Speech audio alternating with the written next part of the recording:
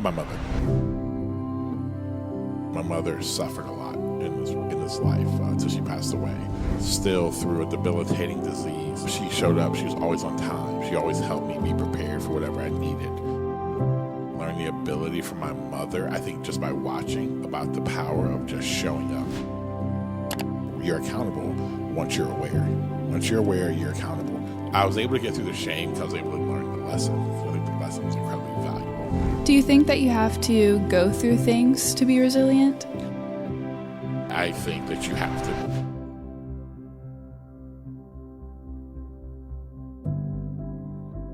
Hey guys, I want to welcome you to episode 30 of the New Rules podcast, the Steph Curry episode here. 30, flirty, and thriving. Wow, definitely wasn't going to say that. 13 going on 30. But episode 30 of the New Rules podcast, and what we did today was a continuation from episode 29, where we talked on this idea of resilience. We hope you enjoy today's pod. Do you think that you have to go through things to be resilient? I do. I do think that you have to go through some stuff in life, and stuff in life is going to happen. You know, there's just no way, anybody who's been alive for any, small length of time, you're going to go through something. So I would say, yes, you have to go through some things. I also think that resilience can be built without going through things. I think through daily practices. You kind of put yourself in situations to build it if it's not happening to you. Absolutely. So I think, we talk about it. Can you build that at being able, it doesn't have to be with, normally somebody's like, you go work out, you go do this. I'm like, no, what about some internal fortitude stuff? Like you can build it. What about here's something you go on Instagram, let's just use that. And you naturally, all of a sudden start looking at certain people's posts. Let's say it's somebody or go on LinkedIn and it's somebody who you were coming up with. And there's a few people you come up with and all of a sudden now they're having success. One thing, go look at their profile, go do that. And normally you may start getting pissed off, angry, whatever. But the way you build resilience is to ask yourself, then maybe normally in the past you get out of pocket. Maybe all of a sudden I got to go down. All of a sudden you're you're going to apply for new jobs because all of a sudden, you were fine in your job, but then you saw them get this promotion and you're like, no, I'm going to go do that now. What if you start looking at those people, and what if in those moments you start saying, okay, why does this drive me? Why do I feel like some type of way? Why am I envious of that person? Why do I feel some jealousy? Why do I feel some anger toward that person? Start doing that type of work, because what that does is that starts to teach you what we talked about is that internal processing of oh man, these are real things going on, and you can start finding why it's driving you. That's a very simple way. That doesn't mean you got to go to CrossFit. You know what I'm saying? That's a real easy way for you to actually do it. I like that you use the term internal structures. Mm-hmm. And do you think that we are building internal structures, whether they are resilient ones or not? Absolutely. I think everybody's built structures. I think anything that's that has to stand has a structure to it. And I think we build structures. I just think we're not aware of the structures. And if we're not careful, when really good stuff or bad stuff happens, your structures will be tested for what they are. That's why you see people who, they get a lot of success, and all of a sudden, man, success destroys them. They didn't have any good internal structures. You see somebody who goes through a difficult situation, and it takes them down a road to where they never recover. They never are the person they once were, and it's because their structures were exposed in that moment. I just think most people aren't even aware of their internal structures, of how they deal with highs and how they deal with lows. I just think they just let life happen to them. And I think you have to be intentional about building and understanding what structures are being put and what you're actually seeing built inside of you. What are some examples of how you deal with the highs and the lows? I think so. I'll start with this. I think, with the highs, it's this, I don't ever, don't take yourself too serious, right? When you start to do well, you start to take yourself really serious, and you start to feel yourself, and it's okay. I think that's okay to be oh no, I did that. You know what I'm saying? Mm-hmm. I'm him. I really got that done. and I don't think there's anything wrong with feeling good about yourself. But then also in that same breath, being able to be yeah, dog, but I'm really who you really are. You know what I'm saying? Everybody knows when you look at yourself in the mirror sometimes you're man, I can't believe I did that. You're really shocked because you really know there's moments you're an idiot. Like, just like, don't take yourself too serious. I think another way, another way of building really good structures, and I will tell you this has probably been one of the greatest blessings of my life, have really good friends. Have really good friends that keep me grounded. And what I mean by that is I think people can be, when we say keep you grounded, that's normally meaning like we use that term to somebody's being inflated. But I actually think, where they're starting to think too high of themselves, so your friends will keep you grounded. Mm-hmm. But I actually think it's the other way too. I think you get buried, where you start thinking too low of yourself. And I think really good friends help you stay with your 2 feet on the ground. Mm-hmm. And I have really good friends that actually help me do that challenge me when I am going below the ground and when I'm starting to feel myself too much. They joke, get friends around you who joke around with you. Get friends who are willing to do you have any friends that ever crack jokes about you? I know that I do. And sometimes it's funny. Sometimes like, ooh, that kind of hurt, but like, it's actually, you know what I'm saying? But it's actually it's actually good because it just reminds you of like, man, like you're a normal person too, and so I think that's a huge thing. I think that I really try to really do. What about on the other side though? What internal structures have you built that are not great, that you've had to tear down? Yeah, it's a really good question. I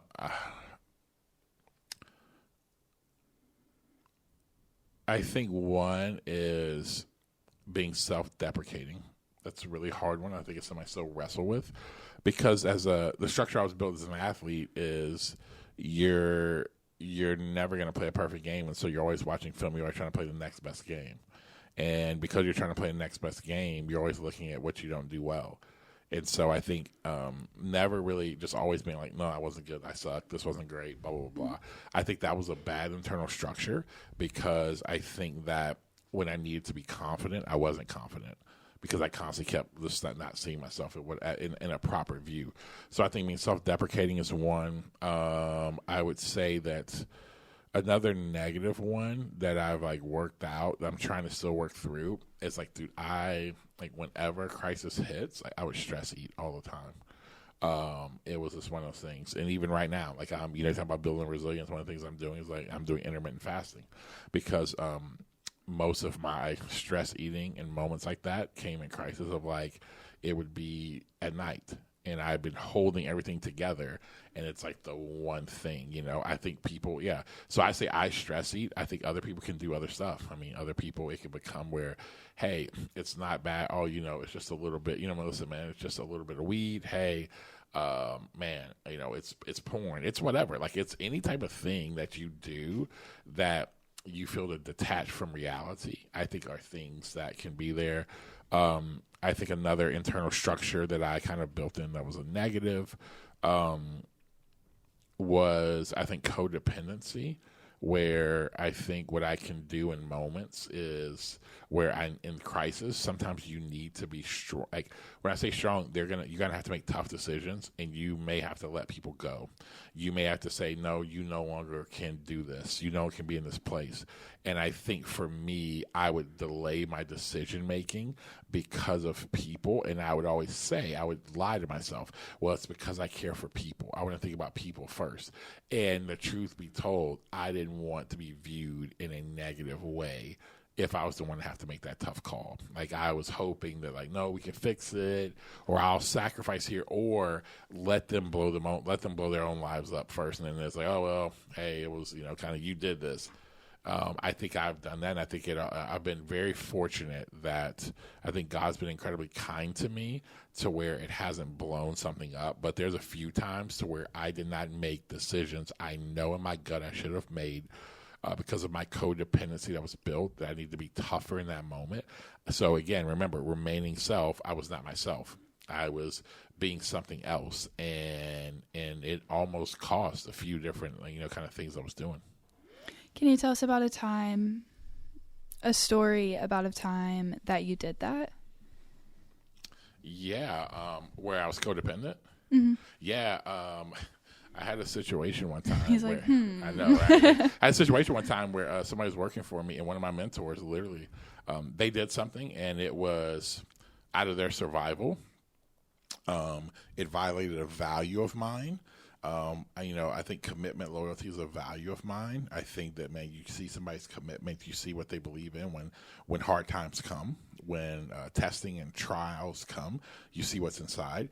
This person did something for their own survival, not the sake of what was better, and even to a point to where what they represented to some other people about me was completely false for their own survival. But this person was a friend. This person I knew for a while. This person was going through some difficult stuff. So my mentor of mine, I told him the situation, and he literally told me, get on the plane and fire her immediately. And I was like, whoa, hold on, our family or friend. I know her kids. I know they're blah, blah, blah, blah, whatever. And I didn't. I came back, and here's the truth about it. For the next couple of years, things were okay. They were fine. But another situation came up, and as I went back and did the autopsy of that person and the stuff they did, like, it's amazing that, like, one of the organization we're leading didn't really, like, it was on me because then I'm the one leading, but letting that person be in the role that person was in almost could have decimated one of the organizations I was leading. And so that was one of those, like, learning moments. And I always say this: once you're accountable. Once you're aware, you're accountable. So now I don't know if it would go the same if I see something in that similar and I let it go. I don't know if it would go the same. I think it could be a little bit, because I think, you're going to learn your lesson. It's just like, how many times do you have to be taught the lesson before you learn it? Mm-hmm. Whenever you realized that, later, looking back, and when you did the autopsy, how did you work with feeling shameful at the decision you made and not going with what your mentor advised you to do? Well, I didn't do it great because I did feel shame. I was really frustrated myself. I would have the negative self-talk. Why are you so soft? Why can't you just make decisions? Why can't you, the leader, you gotta be tough, blah, blah, blah.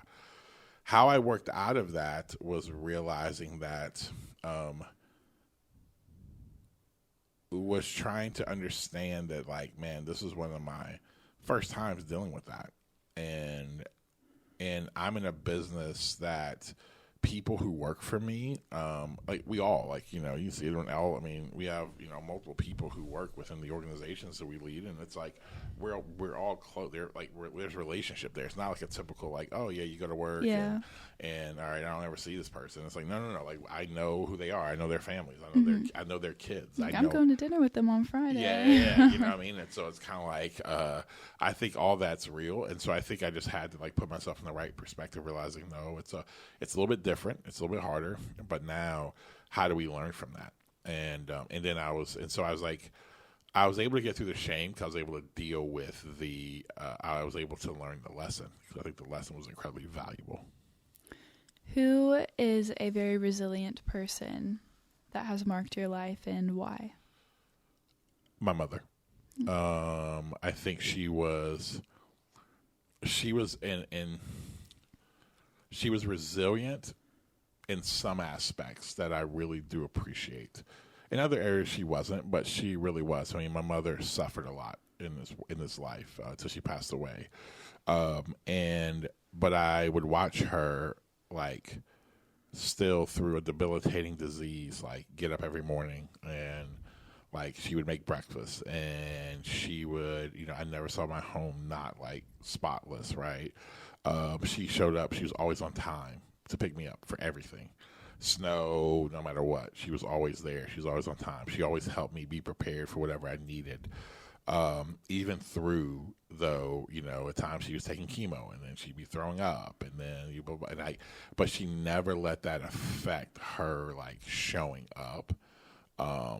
She never let that affect her showing up to things for me and for my brother and even for my father. And so I learned a lot. I learned the ability from my mother, I think just by watching, about the power of just showing up, that you have responsibility. And that's being you. I think so many times that's been lost. And I owe a lot of that to her, of knowing like, man, even though I'm not feeling great, even though I've got these things going on, I still have a responsibility to show up. And I'm super grateful. Like, it really, really marked me. And it's funny. I never really talked to her about it. I just saw it, and it's just by watching. I think it just kind of just imprinted on me. Outside of your family dynamic, is there anybody who comes to mind? Yeah, I mean, playing basketball and being fortunate to play basketball at a really high level, I got to see a lot of people who were like resilient people. I would say, one person that everybody talks about, and I got to see it, was Kobe. I think Kobe was incredibly resilient. I think that, and his resilience was different. I think Kobe, and here's why. It's because everybody talks about Kobe, the Mamba mentality, about, his blackout workouts. He'd work out until he blacked out, and, he's up at 4:30 during the Olympics, and how that changed all those guys' work ethic and all that stuff that he talks about. All that stuff is real, and all that stuff is a part of resilience and the Mamba mentality. But the thing I think Kobe was resilient, and what made Kobe who Kobe was he remained himself regardless of external stuff. There's this legendary moment where during the NBA, I think it was the NBA Finals, Western Conference Finals, he's a rookie. He shot, I think it was 3. He shot 3 air balls at the end of the game. And people were like, oh, my God, this kid, he's arrogant. Man, everybody thought it was going to crush him. But it really didn't. If you actually hear him talk about it, it's amazing. He was like, man, I missed it. And he's like, yeah, I knew I missed those shots because it was an 82 game, or, they were in the playoffs now, and the season was super long, and I had no legs, and I didn't know and I wasn't strong enough. So I knew what I needed to go do. He didn't let that moment now all of a sudden become, okay, yes, because, because Kobe was Kobe. Kobe was arrogant. He had that vibe about him. He's confident. But he didn't let that impact his confidence. He remained. When he knew what he wanted with him and Shaq, he knew that, man, he wanted to win more championships. So he didn't cave, even though he was the villain in that story. He didn't cave. He didn't cave with Pau Gasol, who Pau now calls him. He's his best friend. And Pau won championships. And Pau said it was because Kobe was like I told you, he's the hero or villain. For Shaq, Kobe was kind of a villain for a while, but to Pau, he was a hero with how he was, but he remained that way. But also, he started to realize ways that he needed to communicate to his teammates better. So he learned from that. You know what I mean? So it was one of those things where I think it wasn't so much, it was the work ethic and all the basketball stuff, yeah, but it was actually him being him was one of the greatest signs of somebody I actually got to see, somebody I played against up in person, that kind of remained. I mean, I think that was a beautiful part and a brilliant part of actually his resilience and who he was. Well, guys, I hope today was helpful for you as we talked on this topic of resilience. And listen, we love talking on topics that we hope that you can practically go apply in your, and at work. You can apply it in your leadership. You can apply it at home. You can apply it in your community. And so we would love to hear about, man, what are ways that you actually are being resilient? What are ways that you practice resilience? And until next time, keep writing new rules.